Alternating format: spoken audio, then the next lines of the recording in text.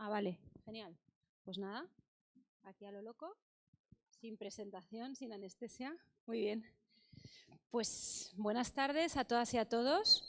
Es un placer, es un honor volver a estar en Torrijos Cuenta. Torrijos es la capital mundial del cuento el día de hoy. Y bueno, me toca presentar y moderar esta mesa de editores que me hace especial ilusión y que estoy encantada porque me parece un gran complemento del festival y creo que no se puede hablar de cuento sin hablar de los editores de cuento y de los que hacéis posible que los cuentos lleguen a nuestras manos, más allá de los autores. Antes de nada, me vais a permitir un poquito de cursilería, porque quiero decir que me parece muy importante este festival y esta iniciativa. Primero porque es un festival dedicado exclusivamente al cuento y entonces salta el gran estereotipo de que el género madre es la novela, ¿no? Y que bueno, pues que lo importante son las novelas y luego de vez en cuando hay algún cuento. Este festival deshace esa idea que por supuestísimo es falsa, como vamos a comentar en la sesión de esta tarde. Entonces hay una descentralización de género y hay una descentralización también espacial, ¿no? Estamos hartos de la centralidad cultural de Madrid y Barcelona y está muy bien ver que hay otros lugares, hay otros espacios. Torrijos puede ser uno de ellos, Albacete puede ser otro y ¿por qué no? Empezar a encontrarnos y empezar a contar cosas interesantes en lugares que no sean los canónicos y los esperados, ¿no? Entonces, desde aquí felicito al director del festival, a Eloy. Agradezco muchísimo que me haya invitado y también felicito y agradezco al Ayuntamiento de Torrijos porque creo que este tipo de iniciativas son imprescindibles para configurar un panorama cultural que sea completo y que dé cuenta de todo lo que pasa en un país, que no solo pasa en sus ciudades, en sus capitales y ni siquiera en un ámbito urbano, ¿no? Creo que hay que volver a la España de los pueblos, a la España de cercanía y a espacios como este. Así que, dicho esto, paso a presentar a nuestros dos invitados, que son fantásticos. Son Ana Martínez Castillo y Pablo Mazo, dos editores valientes, dos editores aguerridos, dos editores interesantes. A Pablo lo conocí hace muchos años y para mí es un placer volverme a encontrar con él. A Ana la he conocido hace poco, pero también es un placer porque admiro mucho lo que hace. Voy a hacer una presentación muy rápida de los dos porque creo que lo importante es lo que nos vais a contar de vuestro trabajo, ¿no? Pero bueno, sus dos perfiles son muy interesantes también como individuos, no solo como editores sois interesantes, como individuos sois muy interesantes, así que voy a decir algunas cositas. Ana es profesora de lengua y literatura en un instituto de secundaria en Albacete y lo que me gusta de ella es que reivindica mucho Albacete y ¿cómo es ser albaceteña? ¿Cómo es su albacetez, ¿no? Su albacete. Sí, o sea, tu albacetimiento lo reivindicas mucho y además creo que es muy necesario ese tipo de reivindicaciones. Es la editora, la creadora y el alma mater de In Limbo Ediciones, que es una editorial especializada y eso ella lo va a contar mucho a lo largo de la sesión, pero además a mí me ha pedido que lo especifique. Es una editorial especializada en narrativa inquietante. Ese es un concepto maravilloso que luego nos vas a explicar a qué se refiere y qué alcances tiene. Y luego, como parte de la coherencia de la editorial especializada en lo inquietante, pues os podéis imaginar que inició su andadura en marzo de 2020, ¿no? Qué mejor momento para iniciar una editorial inquietante que el primer mes de la pandemia que asoló el mundo, ¿no? Claro, efectivamente. Lo hiciste a propósito, di la verdad. Lo calculaste. Bueno, además de todo, y por supuestísimo es poeta y es narradora, tiene 5 libros de poesía publicados. Voy a ir de más antiguo a más moderno: La fiebre y la semilla de este año, De lo terrible 2020, Me vestirán con cenizas 2019, La danza de la vieja 2017, Bajo la sombra del árbol en llamas 2016. Y en narrativa ha publicado el libro de relatos reliquias, Eneolas, otra gran editorial de cuento, por cierto, Ofrendas en el 2021, y tiene relatos en varias antologías, por ejemplo, Microcuentos y Fulgores, homenaje a Luis Mateo Díez.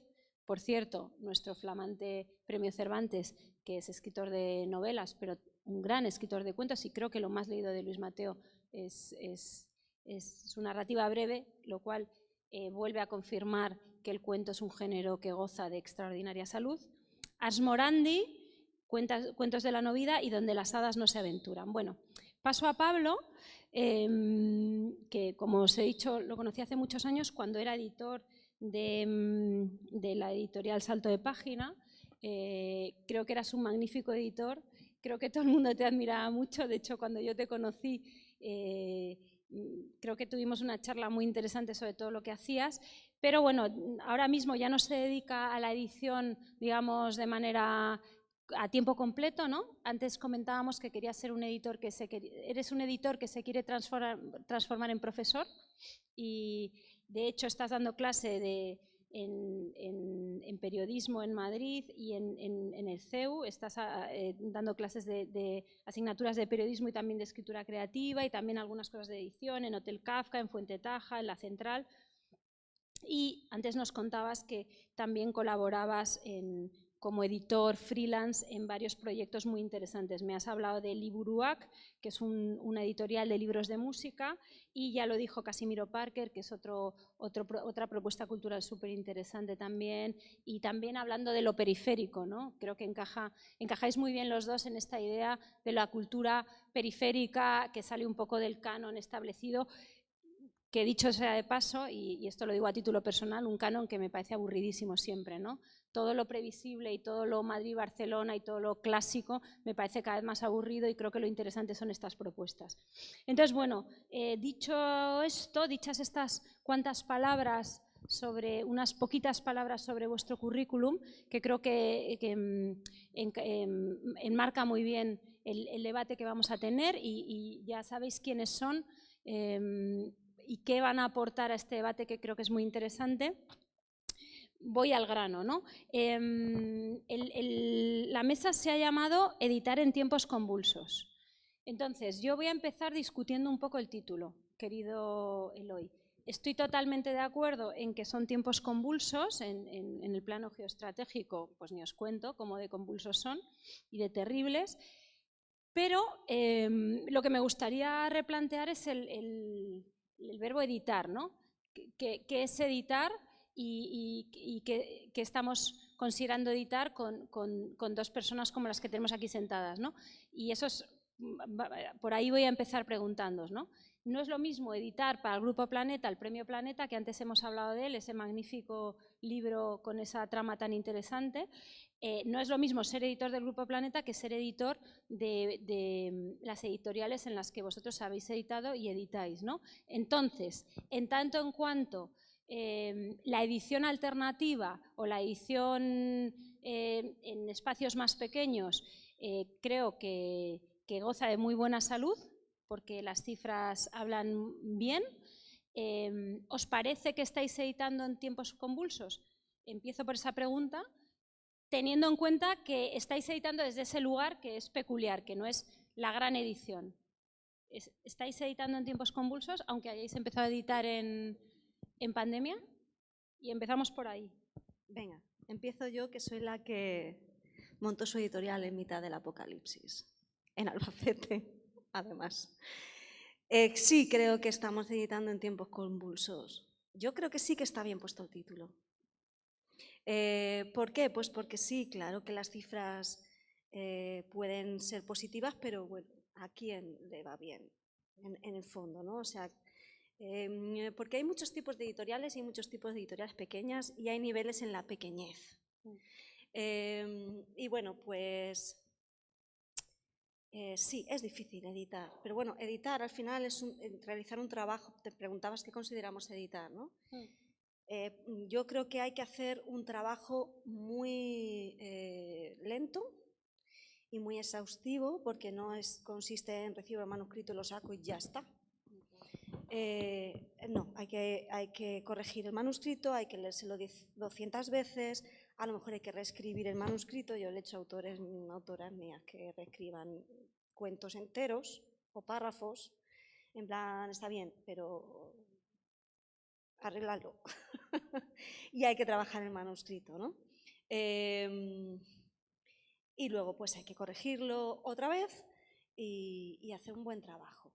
Cosa que a lo mejor otras editoriales que están mucho más posicionadas, que son mucho más grandes, que son esos grandes grupos, pues se ahorran muchas veces, porque muchas veces tenemos el libro en la mano y vemos que eso no se ha hecho.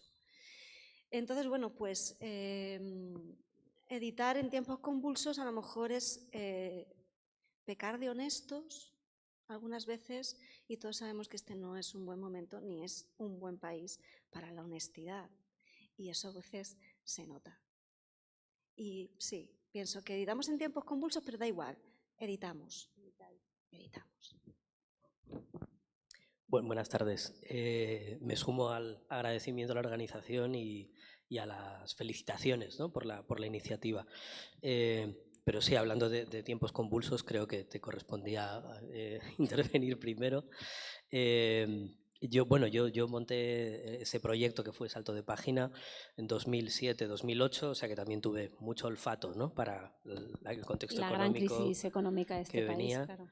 Era un gran momento. Sí, y bueno, yo por vincularlo con la amabilísima presentación que nos has hecho, Ana, ¿por qué me he ido desplazando hacia la docencia desde el mundo de la edición? Pues un poco por esto, ¿no? Porque para intentar salir de ese estado de crisis permanente que es la edición independiente, ¿no? Una cosa que yo siempre cuento y a veces genera cierta perplejidad es que yo me pasaba muchas horas en una oficina, a lo mejor 8 o 10, y luego me llevaba trabajo a casa, y un día me hice la ingenua pregunta de ¿pero tú no te metiste en esto para leer? ¿A ti lo que te gustaba no era la literatura? Y yo me daba cuenta de que pasaban días, semanas y meses y estaba apagando incendios relacionados con gestoría, bancos, imprenta, producción, pruebas de maqueta, es decir, un montón de cosas que a veces, ¿no?, tangencialmente tenían que ver con la escritura o con los contenidos, pero se me pasaron varios años, ¿no?, de mi vida en los que me di cuenta de que son los años que menos leí de toda mi vida, ¿no?, paradójicamente. O sea, mis años como editora jornada completa he leído mucho menos en esos 15 años que en los meses del confinamiento, por ejemplo, ¿no? Bueno, exagerando un poco, pero verdaderamente leí muy poco esos años, y esto me generaba mucha ansiedad, ¿no? Lo de los tiempos convulsos, de verdad, yo empecé en 2007-2008, tú en 2020, con ese proyecto en particular. Yo creo que es el estado natural de las cosas, ¿no? Que las cosas vayan mal, por lo menos para nuestra generación, no sé. Pero también pues hay algo ahí profundamente bonito. Estaba pensando en la bonita disección del fracaso que ha hecho esta mañana mi querido Carlos Castán. Bueno, es un poco, o sea, fracasar en tus propios términos, ¿no?, decía, creo que era Guillermo del Toro hace poco, es muy parecido al éxito, ¿no? Bueno, yo me refería un poco a eso, ¿no?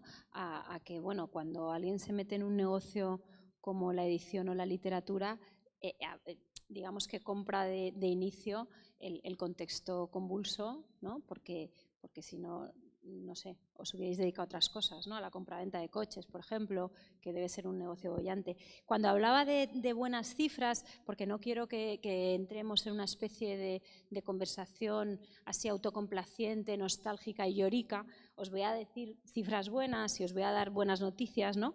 Que, por ejemplo, el porcentaje de lectores de libros experimentó un importante incremento en 2020 y se consolidó en 2021 y siguió creciendo en 2022, y más significativamente entre los jóvenes. Eso es una buena noticia.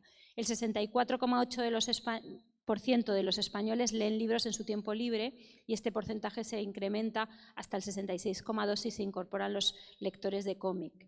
Entre los adolescentes de 15 y 18 años se registró un incremento de 11,8 puntos en los últimos 10 años. Los lectores frecuentes, aquellos que leen al menos una vez a la semana, se mantienen el 52%.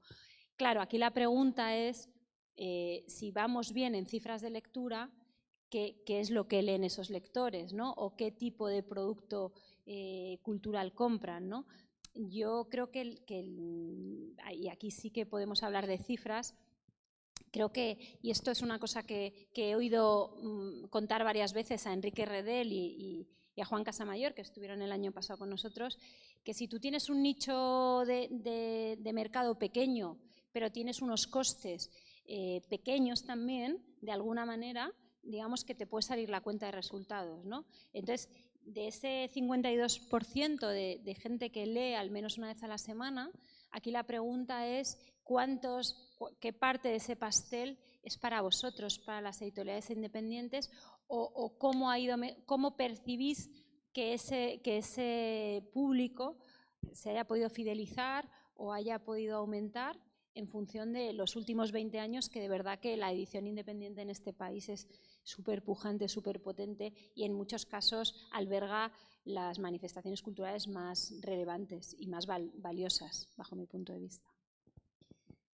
A mí cuando abrí la editorial, ese glorioso marzo del 2020, que sacamos nuestro primer libro y nos quedamos así con la sonrisa detenida, como ¡qué bien! Porque encima se sumaba todo, ¿no? Ahora lo decimos así un poco riéndonos, pero fue dramático. Me decían, no, pero la gente lee más. Si la gente está comprando más libros, yo claro, ya. Pero es que yo soy una tía de Albacete que tiene un título de poesía que acaba de salir al mundo. O sea, a mí no me lo compran. ¿Por qué? Porque no me ven, porque no me conocen, acabo de llegar, ¿no? Entonces sí, esas cifras son positivas, pero cuesta mucho la edición independiente pequeña, pues hacerse visible y llegar a los lectores y llegar a las librerías y estar ahí. Sí que creo que es necesario tener una especialización, ¿no? De alguna manera, buscando el nicho, ¿no? O sea, buscando la grieta por la cual te vas a colar. Nosotros nos especializamos en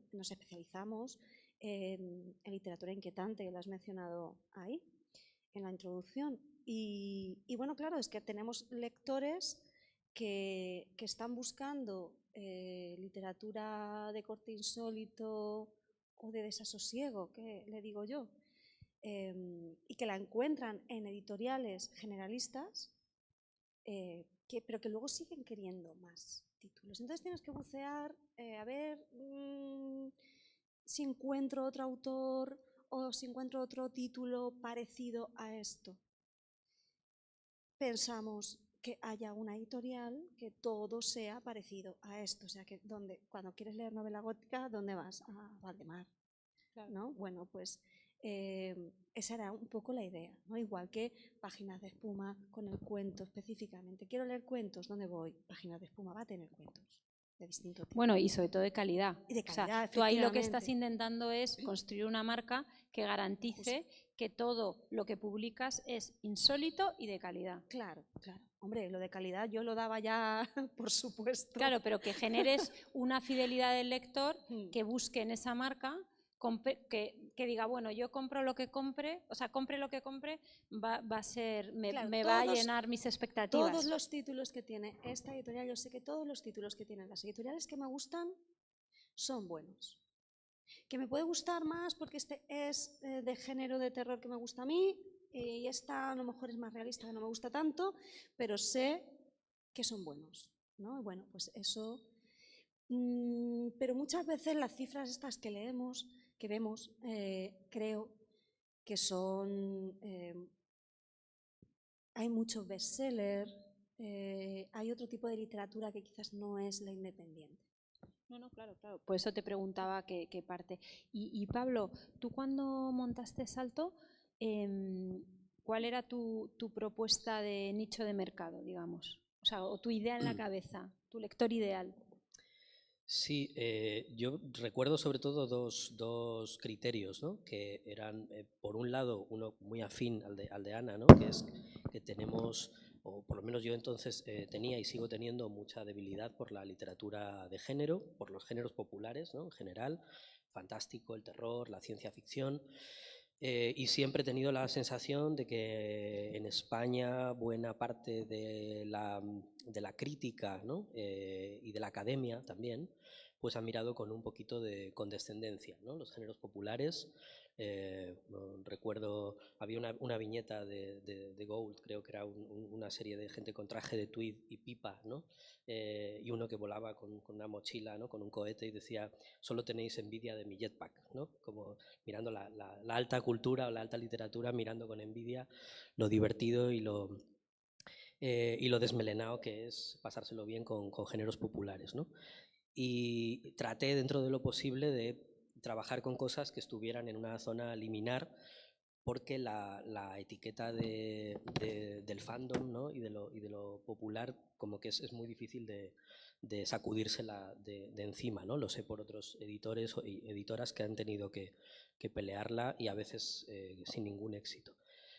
Y el otro criterio, que yo creo que era más necesidad que virtud, era: siempre he estado muy orgulloso de trabajar con autores y autoras emergentes o sumergidos, pero el auténtico motivo es que no teníamos dinero para anticipos. Entonces empezamos, quiero decir, con unos recursos muy limitados, y dijimos, bueno, pues vamos a hacer de la necesidad virtud y trabajar con autores emergentes, que por otro lado era algo que estaba haciendo muy bien una editorial a la que yo le tenía mucho cariño entonces, que ahora no se dedica tanto a narrativa, que era Lengua de Trapo, ¿no? Que para mí fue un referente. Claro, yo de hecho, cuando vosotros salisteis, fue el momento en el que Lengua de Trapo empezó, bueno, tuvo ahí un cambio de dueños, bueno, cuando se fue Pote, cuando Pote Huerta, que era el editor de Lengua de Trapo, que para muchos de nosotros fue un precursor, ¿no? Un gran descubridor de talentos. O sea, si pensamos, os invito a que busquéis el catálogo de Lengua de Trapo entre el 98 y el 2000 y pico, y bueno, la cantidad de talentos que se descubrieron ahí, aparte del libro Líneas Aéreas y todo eso, fue maravilloso. De hecho, Pote siempre comentaba: estoy un poco harto porque soy el lector de Alfaguara, porque es verdad que los autores publicaban su primera novela con Pote y luego se iban a Alfaguara, les ponía el cheque y se iban todos a Alfaguara. Claro. Perdona, Ana, pero no, o sea, la época de Pote, que quería decir que también estaba por ahí Xavi Azpeitia, sí, en la selección y Eduardo de textos, Becerra. Y Eduardo Becerra, que eran también todos muy amigos y tenían todos muchísimo olfato literario. Y luego tengo que decir que la Lengua de Trapo actual está muy bien, pero hace otra cosa, ¿no? De hecho, creo que Manu Guedán, al que tenéis por aquí mañana, Manu viene mañana, sí, que trabajó mucho tiempo, hasta hace muy poco, en Lengua de Trapo, y la sigue dirigiendo Jorge Lago, con un contenido que va más por el ensayo político, etcétera, ¿no? Pero que también sigue siendo una marca que admiramos, ¿no? O sea, totalmente, pero me gusta eso que hayas señalado, que te honra, ¿no? Hablar también de maestros, ¿no? Y que yo creo que cuando uno empieza en la edición tiene sus fantasías, ¿no? O sea, sus catálogos editoriales amados y sus editores admirados. Y aquí entro también en preguntaros una cosa, ¿no? Bueno, termino con lo que tú has dicho, que me parece interesante, de cómo empezasteis con un catálogo de gente noveles, pues porque no teníais dinero, pero también supongo que cumpliendo esa fantasía que todo editor primerizo y que todo aspirante a editor, yo que en algún momento he fantaseado con tener una editorial, que es descubrir gente y el trabajo bonito, y aquí os lanzo esa pregunta, ¿no? La inmensa libertad que creo que tiene el editor pequeño. Y por eso digo que no todo va a ser llorar. Yo a veces cuando veo conozco y tengo muchos amigos editores en grandes grupos que francamente me parecen unos burócratas, no me dan ninguna envidia a su trabajo porque me parecen unos burócratas totalmente de traje y corbata, ¿no? Que les vienen unos autores y los tienen que editar como pueden, y ¿no? Les vienen 5 presentadores de televisión, 8 influencers, 4 modelos y les dicen que ese va a ser su catálogo del año, ¿no? Pues no me da ninguna envidia. Lo maravilloso de vuestra tarea creo que es la inmensa libertad de poder seleccionar autores, de poder trabajar con los libros, como tú has contado que trabajas, y sobre todo de poder proponer cosas. O sea, un catálogo propositivo creo que también tiene una actitud política ante el mundo, ¿no? ante nuestra sociedad. Un catálogo propositivo que pone encima de la mesa textos que no hubieran salido a la luz de otra manera. Creo que eso es un activismo en toda regla. Entonces, no sé si lo vivís así. Yo sí lo vivo así. A mí yo creo que editar es descubrir. Tiene que haber una fase de descubrimiento de gente. Aparte, yo no me puedo desligar de mi lado de autora también. Claro. Entonces, como soy las dos cosas y a mí me gusta que me descubran, ser yo descubierta por algún editor. Por cierto, si hay alguien en si la hay sala. algún editor en la sala, tengo ahí unos libros muy buenos. Juan Casamayor, ¿no estarás por ahí? No está muy ocupado. Está en Lima, creo. Leyendo mi manuscrito, bueno, supongo. Bueno. Pero nos estará viendo. Juan, un saludo. Decía eso, ¿no? Que como yo no puedo desligarme de mi faceta de autora también, igual que tampoco puedo desligarme de mi faceta de lectora, a mí me gusta descubrir nuevos valores, nueva gente, porque todo el mundo tiene llega un momento en el que alguien confía en ti y ahí empiezas, ¿no? A lo mejor desde lo más editorial pequeña, que luego puedes ir subiendo, nadie sabe a dónde puede parar las cosas, ¿no? Y me parece que es una fase muy importante que nos podemos permitir los editores independientes. Y sí, y hacer el libro como tú quieres y darle la publicidad, moverlo como tú quieres, ¿no? Tener esa libertad porque no dependes de es que tengo tal compromiso, es que viene el influencer, todas esas cosas. Y trabajarlo y demás. Creo que es una de las ventajas que tenemos. Además, pues eso, que se me ha ido al santo al cielo de lo que iba a decir, que era muy interesante. La inmensa libertad. La inmensa libertad de poder trabajar como tú quieres y editar a lo que tú...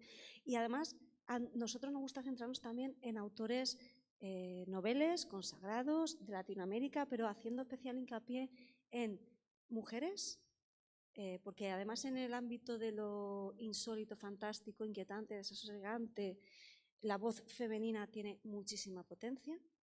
Luego te voy a preguntar de eso. Eso luego es un tema pendiente. In extenso. Extensamente. Y además, algo por lo que normalmente las otras editoriales no apuestan mucho, que es el autor de aquí, de España. Que dicho así suena como un poco rancio, no.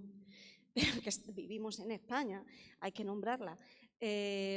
Porque muchas veces dentro de lo que es el género es lo anglosajón, ¿no? Un poco lo que está de moda. No, es que es una autora, hay que hacer una traducción, es que hay que traer el último premio, no sé cuánto, porque es que si viene de Estados Unidos o viene tal, es más, no es más. Aquí tenemos muy buenos narradores y muy buenas narradoras. Y también creo que tenemos que tener esa labor de difusión y de reivindicación de lo que estamos haciendo nosotros aquí, también, en lengua hispana. Latinoamérica ha abierto un camino muy importante dentro del género y dentro del cuento, muchas veces también, con nombres como Mariana Enríquez, por ejemplo, o Mónica Ojeda, María Fernanda Ampuero, Solans Rodríguez Pape, han abierto el camino, ¿no? De dignificar, enlazando un poco lo que decía Pablo antes, de dignificar el género fantástico. Y está muy bien. Y ahora nos toca el siguiente paso, ¿no? Que es dignificarnos nosotros los narradores de aquí. Y dejarnos un poquito el anglosajón, que sí que está muy bien, pero bueno, es que está muy bien, pero que nosotros también estamos muy bien. Muy bien, estamos muy bien, me quedo con esa. No, solo quería añadir que valoro mucho el trabajo que hacen los editores que conozco trabajando en grandes grupos. También es muy complicado, ¿no? Lo que hacen a veces están sujetos a condicionamientos. Sí, no, sí digo que lo valoro porque me parece un poco un infierno. Sí, que te digan, tienes que editar, ¿no?, esta novela de esta presentadora de televisión. Joder, pobre tipo, ¿no? Pero bueno, dentro de los grupos caben muchas cosas, ¿no? O sea, yo también he descubierto cosas que me habría gustado encontrar a mí en el catálogo de Reservoir Books o de Caballo de Troya, etcétera, ¿no? Y además creo que siempre van a coexistir, ¿no? La edición más mainstream y la independiente, pero el problema, ¿no? o la el dato que me preocupa, ¿no? Que creo que no lo he leído en el informe de hábitos de lectura que mencionabas antes, creo que lo he visto en otro sitio, es el porcentaje cada vez mayor de la tarta de lo literario que se reparten los dos grandes grupos, ¿no? Y lo vimos sobre todo durante la pandemia. Cada vez que ha habido una crisis o un momento en el que las cosas se ponen complicadas, el porcentaje que se reparte en Penguin y Planeta aumenta un 10%, ¿no? Y actualmente debe andar por el 70 y pico, el 80%. Es decir, en cualquiera que sepa un poco de economía sabe que eso es un duopolio, ¿no? Y eso es un poco peligroso. Pero luego la mirada sobre los contenidos y el trabajo diario que se hace en los departamentos editoriales, yo creo que no es tan, o sea, fuera de Premios Planeta y estas cosas, no es tan diferente quizá, ¿no? Sí, o sea, lo que yo también os quería decir es que parte de las ventajas que tiene una editorial pequeña es lo que decíamos antes, de los costos mucho más asumibles y luego una relación con los autores que creo que es mucho más humana, mucho más gratificante o bonita, aunque luego os pediré anécdotas frikis, ¿no? Porque si estamos hablando de lo inusual también, no vamos a decir que todo es una maravilla y que todos los autores son maravillosos. Os voy a pedir que contéis un poquito aquí alguna cosa inusual. ¿Alguna miseria? Alguna miseria, claro, porque también el público son las 5 de la tarde, tendremos que animarle de alguna manera, ¿no? Contando algo un poquito de salseo, como dice mi hijo. Mami, ¿te encanta el salseo? Pues eso. Pero es verdad que yo creo que hay una parte de, como decía al principio, de hay un nicho pequeño, pero por ejemplo, si tú consigues tu nicho, de alguna manera tu editorial irá siendo viable poco a poco, porque tienes un público bastante fiel, ¿no? Y yo creo que es verdad que el lector habitual acaba siendo un lector bastante fiel de sus marcas de cabecera. No sé si estáis de acuerdo en eso. Por ejemplo, tú en Salto de Página sentías que tenías un lector bastante fiel, que se fiaba, como he dicho al principio, de que si lo editabais vosotros era porque estaba bien. Sí, y además le tengo mucho cariño a la Feria del Libro porque era el momento del año en el que podía comprobarlo, ¿no? En el que, y creo que muchos editores y editoras tienen esa experiencia con las ferias, ¿no? Yo en concreto con la de Madrid, que era el echar horas en la caseta y hablar con lectores y descubrir que sí, bueno, que tenía bastante sentido, ¿no? Todo eso, que incluso la propia idea de catálogo de línea editorial, que a veces pensamos que es una movida nuestra, ¿no? Que solo existe en nuestra cabeza, pues veías que había gente que lo pillaba y que te seguía por eso, ¿no? Y eso es muy satisfactorio, claro. Bueno, sobre terminando un poco con esta idea de lo interesante de estas editoriales independientes, antes comentábamos que, por ejemplo, el Premio Nobel de Literatura, que es el premio más importante y además mejor dotado, pues, por ejemplo, este año ha premiado a un autor noruego nada conocido en España y que edita una editorial independiente que se llama Deconatus, que a raíz del premio Nobel empecé a leer cosas sobre ellas y son unas heroicas totales, o sea, son como vosotros, ¿no? Gente que ha apostado por un autor dificilísimo, con costes altos de traducción, ¿no?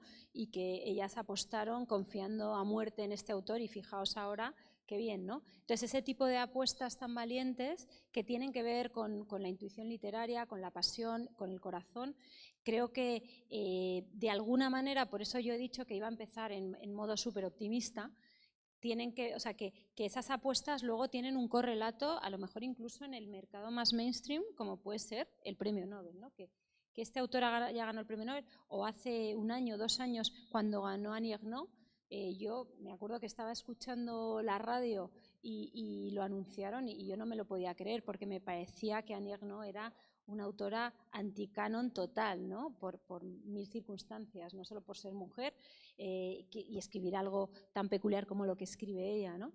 Y por ejemplo, la anécdota es que Annie Ernaux le había dado un libro a una amiga mía editora, que es Claudia Pablaza, de Los libros de la mujer rota, que es una editorial independiente chilena que os recomiendo mucho, Y entonces yo era lectora de Annie Ernaux y cuando Claudia me dijo, pues tengo un librito de Annie Ernaux que antes del Nobel, que ella nos ha cedido muy barato o prácticamente gratis, y cuando ganó el Nobel, joder, me pareció una legitimación de todo este trabajo de hormiguita y de este tipo de autores que son distintos, ¿no? que van de otra manera, ¿no?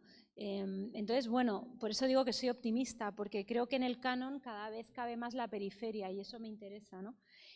Con respecto al género del cuento, vuelvo a la misma idea, ¿no? No solo es que goce de excelente salud, sino que es un género en sí mismo que tiene toda la legitimidad y que no tiene nada que envidiar a otros géneros, ¿no? Y el ejemplo de Luis Mateo Díez con el Cervantes, o el ejemplo de un montón de autores, por ejemplo, Eloy, ¿no? O sea, Eloy, tú has escrito 2 novelas, pero realmente eres mayoritariamente leído por tu producción de cuento, y nadie se le ocurre ya en una entrevista decirte, ¿y para cuándo la novela? ¿No? O sea, esa idea creo que se ha superado de que el cuento es el ensayito, ¿no? El hermano pequeño, y luego ya cuando ya eres muy guay ya escribes la novela, ¿no? Esa pregunta ya no te la hacen, ¿no? Igual que nadie habla de tu ropa, ¿no? De las mujeres sí hablan de nuestra ropa, ¿no? ¿Cómo iba vestida? ¿Cómo iba peinada? No. Pues esto es un poco lo mismo, ¿no? Ya no hay el complejo de que el escritor de cuento tiene que de alguna manera pedir perdón porque, bueno, está ensayando para que en algún momento pueda por fin publicar su novela. Y todo esto ya lo hizo Borges muy bien, o sea, que no es nada nuevo, pero que por fin yo creo que está mucho más consolidado y está en el imaginario colectivo, ¿no? Que tú puedes ser un gran escritor de cuentos, un magnífico escritor de cuentos y ya. Y eso ya te da toda tu solvencia, ¿no? Otro ejemplo muy cercano, hace 2 días se han anunciado los finalistas del premio Tigre Juan y hay 2, creo que son 5 libros, hay 2 que son libros de cuentos, ¿no? Uno de mi amiga Rosa Navarro, que desde aquí digo que a ver si gana, que es magnífico, y luego hay grandes autores que están todo el tiempo alternando entre la novela y el cuento, y estoy pensando en el libro de Lina Meruane, que ha salido hace un mes, estoy pensando en el último libro de Jorge Volpi, que es de cuentos, que ha salido hace 6 meses, que presentó Valeria, que está por ahí, pero como no vemos a nadie, suponemos que está por ahí. Andrés Neumann alterna todo el tiempo, se ha oído un silbido, o sea que sí, está por ahí. Entonces, bueno, en tu caso publicas mucho cuento en tu catálogo, tú, Pablo, apostaste muchísimo por el cuento también, entonces no sé qué relación habéis tenido como editores con el género. Yo creo que el tema cuento-novela tiene como dos visiones. Pienso que es una de esas certezas que la gente tiene ahí así, ¿no? Un poco, ¿no? Que se da por cierto. No, la gente lee más novela y lee menos cuento, pero luego tiras del hilo y vas preguntando y vas viendo y realmente la gente sí que lee cuento. Pero luego también pasa que muchas veces, sobre todo creo que quizás en lectores que no son muy lectores habitual o gente que, en fin, que a lo mejor no está tan metido, ¿no? en lo literario más profundamente, asocia cuento con lo infantil o con lo juvenil, ¿no? Entonces como que es esa etapa tuya en la que estás aprendiendo y que bueno, ya se te pasará, ¿no? Pasa un poquito, ¿no? Que con la literatura de género, ya si es de género y de cuento, ya has rematado. No, bueno, es que escribes cosas de miedo porque es un poquito fase, infantil, es ¿no? una fase. O eres un poco infantil. Un poco infantil o juvenil y es como, no, es mucho miedo, es de adultos. Pero está eso, ¿no? Así como flotante en el imaginario colectivo, pero sí que ciertamente pienso que poco a poco eso se va desbancando. Lo estamos viendo con este festival, hay premios, como tú misma has dicho. Bueno, pues es un trabajo en varios frentes, porque creo que esto se combate en varios frentes. Las editoriales editando relato sin miedo. En mi catálogo hay 3 novelas y todo lo demás son relatos, porque a mí me gusta, yo soy lectora de relato y autora de relato también. Y claro, pues voy a editar relato, que es lo que quiero editar. Y bueno, pues las editoriales por un lado, ¿no? Las plataformas editoriales, pero por otro lado también la cobertura de los medios de comunicación, que saquen a la luz, que hagan reseñas, que ¿no? Que se hable de esos libros. Ese es otro melón. ¿Perdona? Ese es otro melón que ahora veremos. Claro, es que estos son varias trincheras las que hay. Todas deben de funcionar al mismo tiempo armónicamente, ¿no? Entonces tenemos autores que escriban relatos, buenos autores que escriban buenos relatos, editoriales que editen relatos, críticos literarios y medios de comunicación que se hagan eco de esos autores, o sea, dignificando el género, ¿no? Premios que se conceden a autores de relatos. Es un poco un sumar, y luego grupos de estudio a nivel académico que estudien en las universidades relatos, como me viene a la cabeza Natalia Álvarez, que es la que lleva la colección de las Puertas de lo Posible, Neolas, que también publica mucho relato, que hay tesis doctorales sobre relatos, está también el grupo de David Roas, por ejemplo, ellos en el ámbito de lo fantástico, pero se habla de relatos y se diseccionan relatos, y esos autores son icónicos en este género que además es relato. Y entonces, con todo eso al mismo tiempo, paralelamente, como un gran engranaje, poquito a poco se puede compensar ese imaginario colectivo que tenemos de, no, es que está empezando, no sabe escribir una novela, escribe relatos, o debe de ser juvenil, porque es un relato, ¿no? No, hacer el género adulto, ¿no? Y eso pues se tiene que hacer trabajando en conjunto.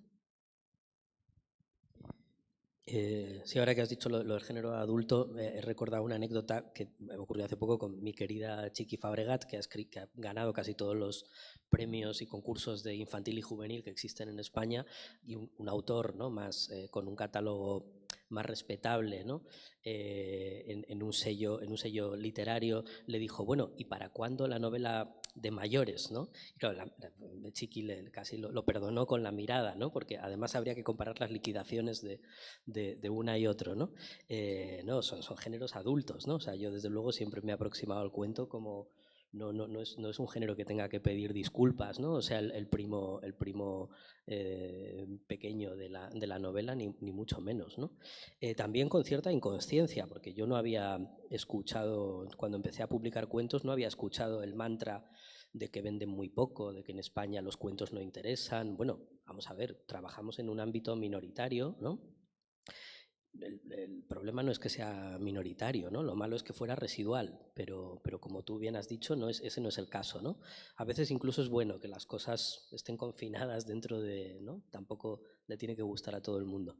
Y como digo, no, es que nunca advertí ese cliché del mundo literario, editorial, que a lo mejor puede ser cierto para las expectativas de un sello de Planeta, pero yo no vi cuando un proyecto fue mal, no vi grandes diferencias entre un proyecto desastroso, entre un cuento y una novela, y cuando han ido bien, pues son proyectos que me han dado muchísimas satisfacciones, ¿no? Y algunos de los autores y autoras de los que estoy más orgulloso, ¿no?, con los que he trabajado, pues creo que lo primero que hice con ellos fueron cuentos, ¿no? Los cuentos de Aixa de la Cruz, los primeros libros de John Bilbao eran cuentos. Hay una amiga mía a la que editaste su primer libro que te quiere muchísimo, que es Pilar Tena. Ah, Pilar, sí, también claro, era un libro de cuentos. Y le editaste sí. su primer libro, que era de cuentos. Cierto. Y sí, siempre te recuerda con mucho cariño porque apostaste por ella, ¿sí? Pues sí, ya te digo que y luego ha escrito unos libros magníficos. Sí. Muy bien. Sí. Bueno, entonces ahora os voy a preguntar sobre el tema que antes te he cortado un poco porque quería extenderlo un poco más, que es el tema de las mujeres, que es muy interesante y lo voy a plantear, no porque, bueno, Eloy sabe que yo llevo muchos años trabajando en esto, no es una cosa oportunista de que ahora todo el mundo habla de la literatura escrita por mujeres y todo el mundo se pone la camiseta feminista. Creo que habrá gente oportunista, pero bueno, bienvenido sea si suman, ¿no? Pero bueno, yo llevo muchos años pensando en esto y pensando en la literatura escrita por mujeres, y creo que hay un movimiento súper interesante, que es todas estas nuevas narradoras que se están aproximando a unos géneros con una mirada nueva y están reescribiendo esos géneros, ¿no? Tú has hablado de Mariana Enríquez, podemos hablar de Mónica Ojeda también, Cecilia Eudave, la gran escritora de lo inusual. Valeria Correa Fiz. Valeria, que está por ahí, Liliana Colanchi, o sea, qué casualidad. Todas mujeres, qué casualidad, todas latinoamericanas, y qué potencia discursiva, y sobre todo qué imaginarios nuevos, literalmente. O sea, es que Mariana Enríquez está haciendo una cosa nueva y distinta. Entonces, vamos a dejarnos ya de los estereotipos, ¿no? De, ay, las mujeres escriben lo que pasa en la cocina, qué bonito, y es una nueva perspectiva. No, no, a ver, lo que pasa en la cocina y muchas más cosas, porque están reescribiendo géneros y reescribiendo mundos literarios, ¿no? Entonces, simplemente qué interesante que estaban en la periferia lingüística, ¿no? Porque América Latina, de alguna manera, para el mercado editorial español era la periferia, y siempre se miraba con un paternalismo bastante bochornoso, bajo mi punto de vista. No solo eso, sino que además eran mujeres y que además están en un género que también sería periférico, ¿no? Que es lo que creo que Mónica Ojeda le llama el gótico andino, ¿no? O sea, que toda esa periferia se va al centro. Termino que Solange Rodríguez Pape, que es otro de los nombres esenciales, ¿sí?, odia profundamente. Ah, sí, bueno, gótico que andino. Se peleen entre ellas está muy bien también. No, no se pelean, se quieren. Sí, pero ellas ya hacían esto antes, no lo han empezado a hacer ahora. Llevan una trayectoria en sus países y literaria muy amplia. O sea, no es que de pronto hay el famoso boom, ¿no? De pronto, hola, todo el mundo se suma a un carro porque de pronto se ha puesto de moda. No, no, no, ya llevaba tiempo. Claro. Llevaba tiempo, igual que aquí también llevábamos nosotras también tiempo haciéndolo. Lo que pasa es que ahora, por lo que sea, ha cambiado el aire, no sé a qué se debe, no voy a entrar yo a analizar cosas que no sé analizar. Bueno, pues ha salido a la luz. Quizás abrió el camino Mariana Enríquez, por lo que sea. La publica Anagrama y tiene un éxito tremendo. El premio Herralde, ¿no? Pero eso fue después. Del éxito que tuvo con sus 2 libros de relatos, Peligros de fumar en la cama y Las cosas que perdimos en el fuego. Después vino el premio Herralde de novela, pero ella se la conoce por aquí al principio, hasta donde, si me equivoco me corregís, con estos 2 libros de relatos en Anagrama, ¿no? Bueno, por lo que sea, bien. Pero ya llevaban tiempo y Mariana Enríquez ya se la conocía en Argentina desde hace años. Igual Mónica Ojeda, ¿no? Tenían sus carreras hechas de tiempo en sus países. Quiero decirte que la escritura femenina de género no es nueva. Es nuevo que tenga relevancia y que llegue al público. Y son nuevos sus lectores. Y son nuevos y que alcancen, claro, que alcancen otros lectores y que sean muchos los lectores, ¿no? Porque también ha habido otra cosa que sobrevolaba esas certezas que decíamos, ¿no? Como con lo de cuento, novela sí, y es otra certeza, que es que las mujeres no sabemos escribir terror. Por eso. Titular. La película, ¿no? Como dice aquel. Y bueno, no, es que las mujeres escriben de cosas blanditas, de cosas femeninas, de cosas... La cocina, la maternidad amor, y el amor. De amor romántico o juvenil, infantil, porque como cuidan niños, pues escriben de eso, ¿no? Y esa es esa certeza, ¿no?, que estaba ahí. Y de pronto te encuentras con que, no es así. O sea, sí sabemos escribir terror y géneros afines, porque dentro de esa etiqueta es muy amplia a mi modo de ver. Por eso yo lo llamo inquietante. Porque lo inquietante puede ser de corte realista, que te deja así el cuerpo regular, pero puede ser también de corte fantástico, corte insólito, ¿no? Más. Y ahí hay muchos géneros híbridos, y la distopía, la ciencia ficción, bueno, es amplia la etiqueta. Y nos encontramos con que resulta que da mucho más miedo, está mejor escrito, lo digo así, y es mucho más innovador algo que ha escrito una voz femenina que una voz masculina. De toda la vida que estaba allí se daba por sentado, ¿no? Entonces, claro, hay una sorpresa respecto a eso. Y parece que es algo nuevo, ¿no? Pero no, estaba ya y seguirá estando y ampliándose. Porque creo que el panorama está cambiando en ese sentido y se acepta y se busca y se demanda, y como se ha llegado a muchos autores porque se ha abierto lectores, porque ya se ha abierto ese camino, ¿no? La gente resulta que descubre que le gusta leer terror. Aunque a veces no se venda como terror propiamente, pero bueno, es un tema de marketing, es terror. Y bueno, y está en el origen del género, quiero decir, o sea, Mary Shelley, Shirley Jackson, Margaret Atwood, o sea, no no es necesario, ¿no?, escarbar para encontrar, ¿no?, que hay toda esa tradición ahí. Pero se me ha olvidado qué iba a decir, aparte de eso. Nada más. Claro, es que es interesantísimo que lo que ha cambiado es el paradigma lector también, ¿no? O sea, cómo los lectores ya están encantados de recibir una novela de género terror o de género fantástico de una mujer latinoamericana, por ejemplo. Claro, eso pero es lo bonito. Porque se ha sabido hacer, me imagino que muy bien hecho por parte de estas editoriales. Anagrama es una editorial generalista. Páginas de Espuma también, que también publica buena parte del catálogo. Liliana Colanchi, por ejemplo, el último premio. Claro. Y David Roas, que bueno, sí. es hombre, pero también es de género, ¿no? Editoriales generalistas están sacando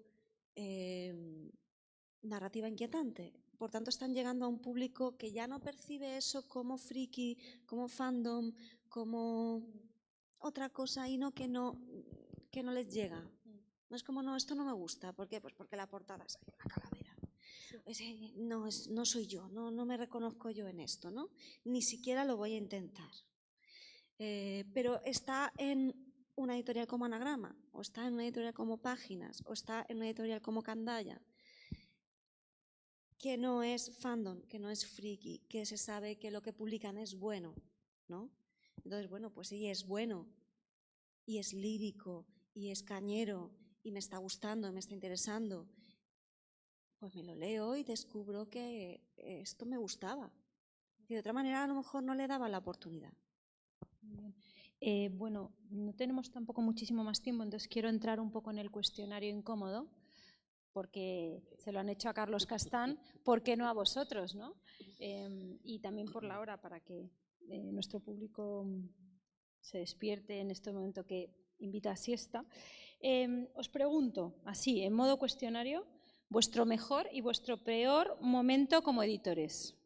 Aquí salseillo, venga. Y nombres. A ver, no, los mejores es fácil, ¿no? Es un poco todo lo que os mencionaba antes del el contacto con los lectores, el descubrir que no solo existe en tu cabeza, ¿no?, lo que estás intentando dibujar, la alegría de muchos autores, ¿no?, por pequeñas cosas que, pues los premios transparentes, ¿no?, los premios limpios que conocemos cuando los he visto brillar en los ojos de un autor o de una autora con los que estaba trabajando. El premio Euskadi, el premio Ojo Crítico, es un premio que siempre me ha hecho mucha ilusión, ¿no? Creo que es un premio que hay que seguir, además. Pues esos son mis mejores momentos, ¿no?, profesionales. El peor momento profesional, pues estaba yo en unos conocidos grandes almacenes del centro de Madrid, o sea, para entendernos, en la sala de ámbito cultural del Corte Inglés de Princesa, presentando un libro, un poco por compromiso, porque siempre me había parecido un sitio un tanto incómodo, ¿no?, para presentar libros, porque ya sabéis, si conocéis esa sala de ámbito cultural, que hay que subir a la 7ª planta y atravesar menaje del hogar, muebles y todo está, esto. Creo recordar que al lado de la agencia de viajes, ¿no? Sí, o sea, realmente hay que tener muchas ganas, ¿no?, de ir a la presentación del libro. Y recuerdo que en esa ocasión no importa el libro que estábamos presentando, había un amable empleado del Corte Inglés custodiando los libros en una mesa, y yo estaba viendo que pasaba el tiempo, pasaba la presentación, nadie se llevaba ningún libro, hasta que por fin pues vino este empleado a decirme: mira, si no te importa puedes coger los libros un momento porque una señora quiere adquirir la mesa, ¿no? Y ahí sí que tuve una crisis profesional. Maravilla de anécdota. Y me pregunté, bueno, Pablo, ¿qué estás haciendo, no? O sea, se ha vendido la mesa. Gracias. Y este fue el momento más duro, sí, sin duda. Es una maravilla de anécdota.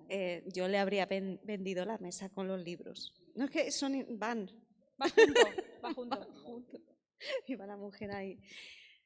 Yo buenos momentos muchos. Ese brillo en los ojos del autor cuando abre la caja con sus libros. Bueno, y cuando la abro yo y veo que están bien.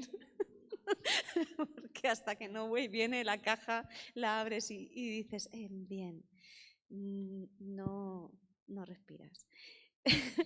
Mal momento. A ver, voy a hacer como... Voy a relatar un mal momento que a mí me hizo gracia, pero no fue como editora, sino como yo autora, que fui yo a presentar un poemario, claro, qué ingenua, a una librería en Úbeda, una librería buenísima, y no había nadie.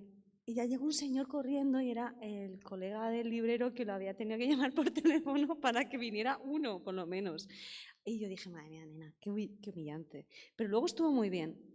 Y de ahí me voy a ir a un momento tremendo como editora, que yo no estaba la autora, que es lo contrario. Cuando se te peta la librería, 60 personas ahí, pero solamente hay 4 libros. Y dices, bien, guay. A mí eso me ha pasado también y se pasa fatal. Hay que rifarlos. Os tenéis que matar por los ejemplares que quedan. Porque otra cosa, tremendo todo. Y tú como editora pensando, este era mi momento de vender 100 libros. Yo no estaba presente si no me hubiera dado un infartaco bueno, claro, ahí, ¿sabes? Porque tú ahí tienes que pensar que de los 60 hay 15 que son familiares y compran 3 libros. Claro. Entonces yo dices, pensé, digo, la vida es muy perra, pensé yo para mí. No, la vida es muy injusta, claro. Sí. No, ya, pero yo lo pensé en plan poligonero, porque en ese momento me salía así, ¿sabes? No, bueno, no se puede reproducir lo que pensé realmente. Sí. Bueno, pero claro, también aprendes. A partir de ahora en cada presentación tienes que mandar 100 libros. No, a partir de ahora ya sé dónde no tengo que ir a presentar. Claro, bueno, no, oye, el señor se quedó muy contento y a lo mejor si vuelves a Úbeda, el señor te hace... No, bueno, el señor de Úbeda muy bien, que me consiguió una persona. Claro, es que es uno por exceso y otro por defecto. Ya cuando fui, el señor de Úbeda vino corriendo y se tuvo ahí la presentación. Esa presentación estuvo muy bien, ¿ves? Porque estábamos ahí, nos faltaba el braserete, claro, la magdalenica y echamos un ratico. La rosquilla. La rosquilleta, ahí el vinico y ese estuvo muy bien. Esa estuvo muy bien. Una persona, pero estuvo muy bien. Pero majísimo. Se llevó el libro. Claro, lo compró. Pobre. Bueno, entonces ahora otra pregunta de cuestionario. ¿Cuál es el libro que os hubiera gustado editar? Pues hay un libro que me gusta mucho, que apareció en su momento en Lengua de Trapo y creo que luego lo reeditó Tusquets, que es Fabulosas narraciones por historias. Orejudo. Librazo. Porque sabes que Orejudo era súper amigo de Xavi y de Eduardo porque estudiaron juntos en la Autónoma. Sí, me parece una de las grandes novelas de los 90 y un poco olvidada, ¿no? Sí. Bueno, yo creo que es un libro que ha tenido, es un poco libro de culto, pero que es de estos libros que cuando lo leíste dijiste, joder, me hubiera encantado a mí, ¿no? Totalmente, sí. A mí me hubiera gustado editar Drácula. Claro, claro. ¿Y escribir? También. Drácula. Sí. Vale. Drácula, para mí, yo la llevo en la patata. Claro. Drácula. La llevas aquí tatuada. No nos enseñes el tatuaje, pero es que tienes, no se puede ver. Vale, vale. Pero sí. Me hubiera gustado ser la editora de Bram Stoker. ¿Por qué no? Y lo hubieras pasado pipa, además. Lo hubiera petado. Bueno, y ya para imitar a la mesa de la mañana, claro, esta pregunta ha sido una pregunta maravillosa, ¿no? ¿Cuál es el autor sobrevalorado? Uf. Lo que pasa es que ya jugáis con ventaja, no como el pobre Carlos Castán. Porque la hemos... Vosotros ya lo habéis pensado. La hemos visto venir. Claro. Pues mira, un autor que ha tenido quizá un justo éxito comercial, pero que me parece sobrevalorado literariamente, para mí es Aramburu. Aramburu. Fíjate que concuerdo bastante. Me gustó más la serie que el libro. Sí. Mala señal cuando te gusta más la serie que el libro. Yo iba a decir Pérez Reverte también. No vale. Porque desde A la triste no ha hecho ninguna novela buena. Pero voy a decir Stephen King, que aunque sea un autor que está para que le den el Nobel ya, las últimas novelas no son buenas. Pero sigue ahí con el... ¿Pero a ti te gustaría editarlo, por ejemplo? Sí, Te encantaría. Sí. Debe ser sí, caro, ¿no? Sí. Todo es hablarlo. Yo que ya he dicho antes que lo anglosajón... No tanto. No tanto.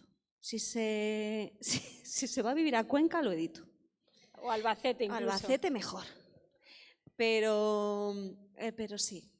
A mí me gustaría editar a Stephen King. ¿A quién no? Por favor. ¿Os imagináis un libro de Stephen King ambientado en Albacete? Sería maravilloso, ¿eh? No, Stephen King no, porque en lugar, claro, pero él hace eso. Él lo ambienta en el Albacete de allí. Claro. Que es Maine. Claro, pero... Claro, vamos a ver, tú vas mirando paralelismo, digo, si es que lo mismo que Albacete. Tal cual. Quitado que no hay bosques, pero está la llanura. Nosotros tenemos la llanura que yo siempre digo, mira, a ver, Stephen King.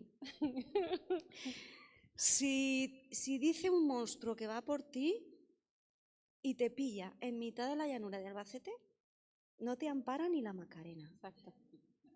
Da mucho más miedo que los bosques de Maine. Hombre, en los bosques de Maine algo te podrás resguardar. Pero en Albacete. Pero en Albacete no puedes resguardarte. Totalmente. O sea, ahí te va a pillar. Aparece It allí, la has cagado. Pero que sepáis todos aquí, ya que estamos, que el movimiento de lo terrorífico castizo se está gestando. Sí, ¿no? Sí. Hay una escuela de Albacete, se rumorea. El agrohorror. El agrohorror. Sí, el agrohorror. Somos muchos los que estamos haciendo cosas de agrohorror. David Roas, por ejemplo, está escribiendo unas cosas de agrohorror. Entonces es llevar lo terrible a la mancha. A lo agro. A lo agro. A esa España negra, ahí, retestiná, que decimos en Albacete. Retestiná. Eso da muchísimo miedo. Entonces es como si cogieras a Stephen King, ahí, de golo salvo. Bueno, yo me quedo muchísimo con esta etiqueta del agrohorror. Me estoy imaginando una antología, o sea, me estoy imaginando la antología de cuento del agrohorror contemporáneo y la antología poética también. Queremos que cada autor que participe ahí sea fotografiado para la solapa con una gorra de la Caja Rural de Albacete. Pues es que estamos deseando, o sea, Eloy, el año que viene, una mesa sobre agrohorror. Es el último grito. Piénsatelo. Lo estamos construyendo. De hecho, únete. Escribe agrohorror, por favor. No nos mires, únete. Aunque solo sea por hacer la foto con la gorra. Tenemos una solo. Entonces, claro, que se va pasando en todos. Porque es la gorra de la Caja Rural de Albacete antigua. Vintage. Claro. Entonces hay una. Es que hay que ir pasándosela. Claro. Estará bien. Tú no te bueno, preocupes. Yo creo que podemos dar paso también al público, ¿no? ¿Os parece? Sí. Es que no vemos si hay público o no. O sea, esto sí que es agrohorror. Vemos ahí una nebulosa negra, entonces no podemos saber si hay alguien que levanta la mano. Ah, bueno, veo la de Eloy. Te bajo el micro. O te lo bajo.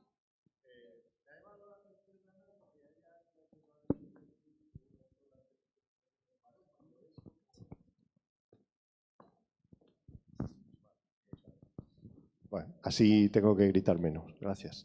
Te decía que me ha llamado la atención que hayas puesto algún reparo al último Stephen King, que tienes todo el derecho y todas tus razones seguramente sólidas. Me ha llamado la atención porque una de las autoras que más habéis mencionado es Mariana Enrique, que Stephen King es como su dios tutelar, ¿no? Entonces, no me esperaba yo que dijeras ese autor como sobrevalorado, precisamente. Algún nombre tenía que decir. Que no fuera a enfadarse. No está sobrevalorado. Stephen King realmente tiene, lo he dicho por decir alguno, pero sí que ciertamente pienso que las últimas novelas de Stephen King no son como las primeras. Entonces vive ahí un poquete de su fama anterior, pienso. O sea, Stephen King siempre tiene fama, ¿no? De su calidad anterior, me refiero. También podría ser. Yo ya no leo a Stephen King, por ejemplo. Yo he leído a Stephen King todo lo que tenía de antes, pero las novelas más recientes me leí una y dije, ¿qué te ha pasado? Tienes que renovarte, Stephen King. Ven a Albacete. Sí, es verdad. Entonces, bueno, no es exactamente que esté sobrevalorado, ¿no? Pero ha perdido, ha flojeado.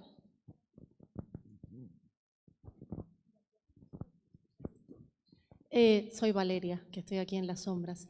No, yo quería a lo mejor romper una lanza a favor de autoras cuentistas españolas, porque yo siento que se instala una verdad que no es verdad, que es como que se da trascendencia al cuento latinoamericano, y el premio nacional de este año es Cristina Fernández Cubas. Tienes razón. Que es cuentista y de lo insólito.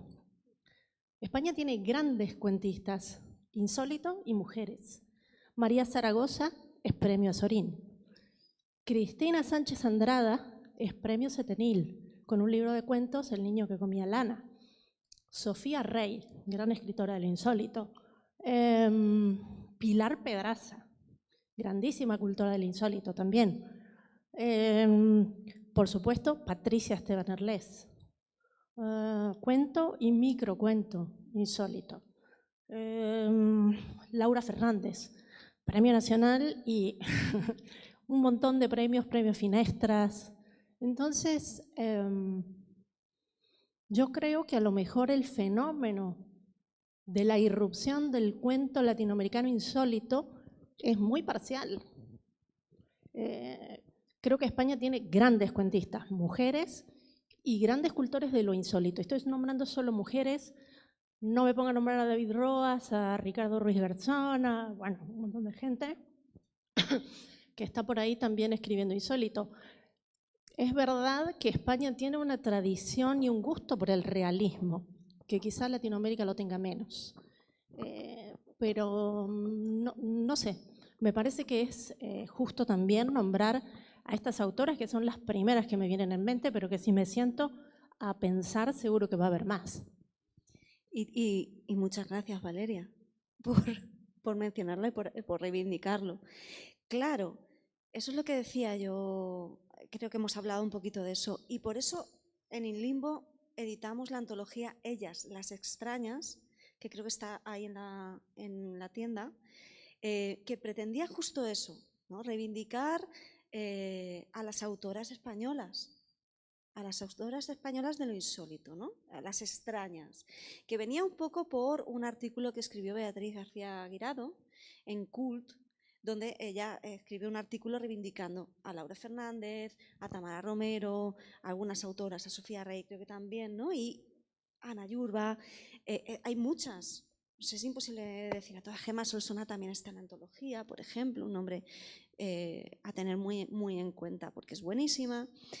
Y entonces, a raíz de que Beatriz sacara ese artículo, dijimos, vamos a ver, es que aquí en España no hay ninguna antología que reúna autoras de lo insólito españolas.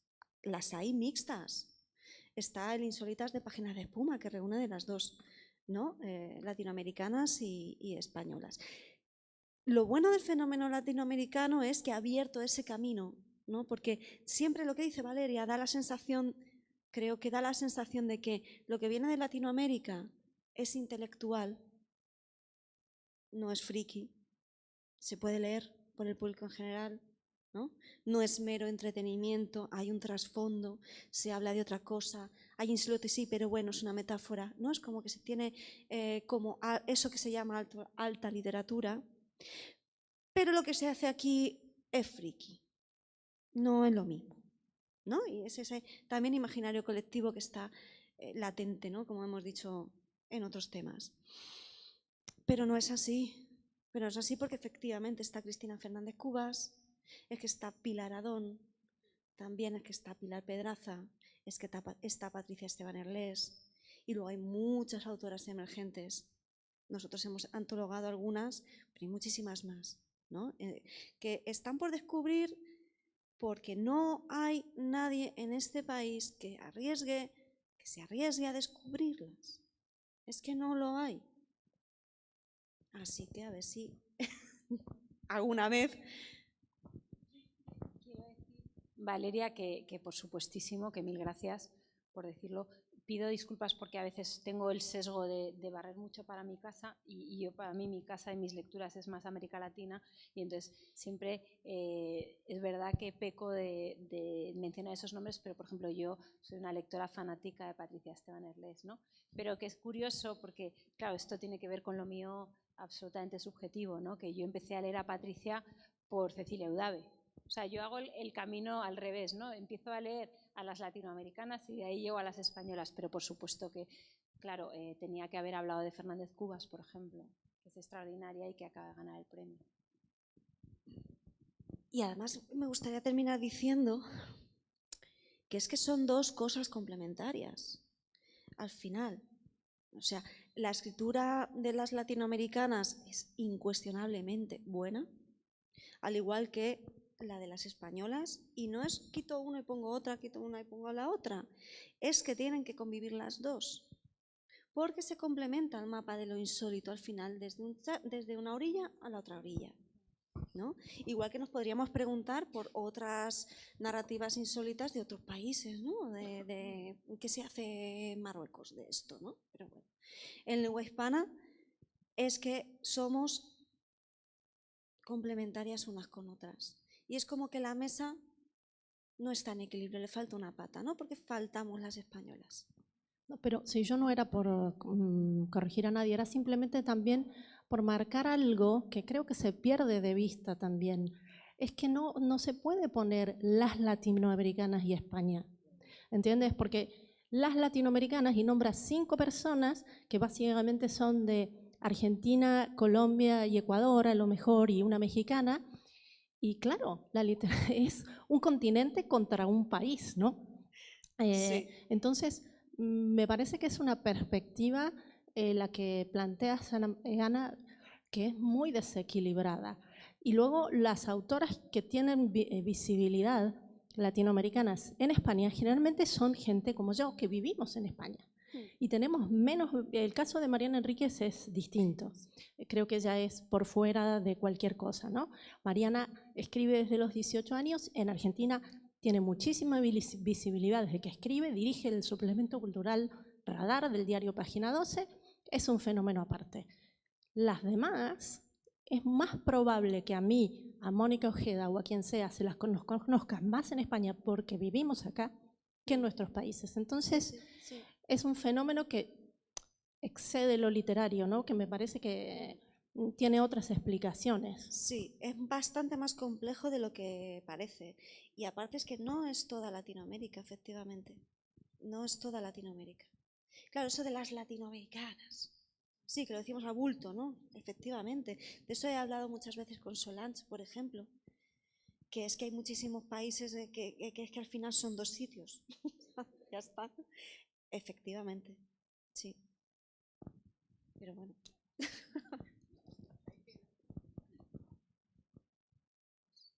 No sé si hay alguna pregunta más, porque no sé si vamos terminando. Habíamos pensado en terminar a 1:30, son 1:32. ¿Hay alguna pregunta más o alguna intervención? ¿No? Entonces yo creo que terminamos diciendo larga vida al cuento. ¿Os parece bien, no? Bien. Muchísimas gracias a vosotros.